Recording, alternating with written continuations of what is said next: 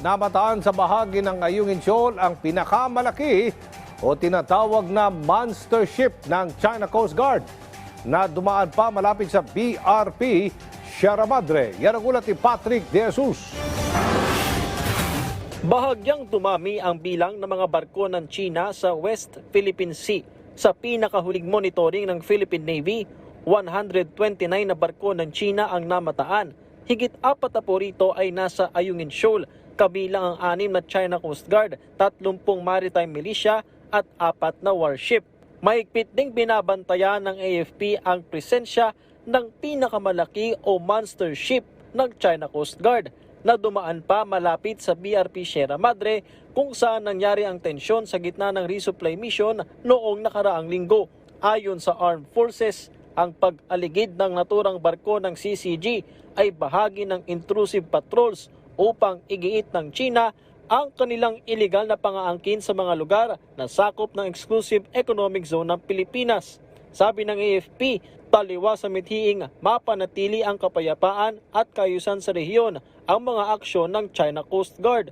Tiniyak naman ng AFP ang patuloy na pagbabantay sa mga aktibidad sa West Philippine Sea, kasabay ng panawagan sa lahat ng bansa na irespeto ang international law at pigilan ang anumang hakbang na makapagpapalala pa sa tensyon.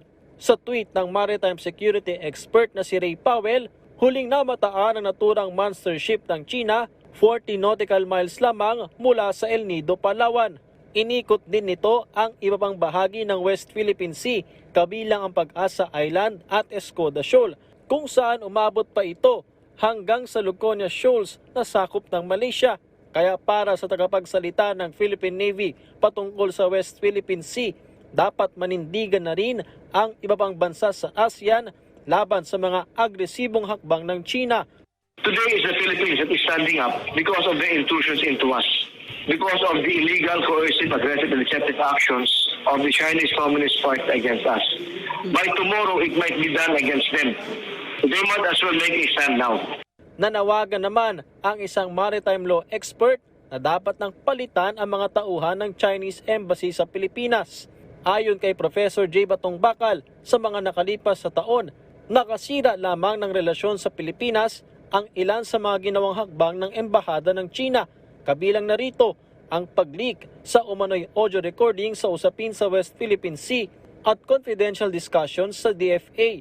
Sabi ni Batong Bakal, ang mga bagay na ito ay naging dahilan para lalong masira ang tiwala ng Pilipinas sa China. Malaking bahagi ng pagkakawalan ng tiwala at ng pagkakaunawa dito sa dalawang panig ay dahil din dyan sa Chinese Embassy, yung mga tauhan nila dyan.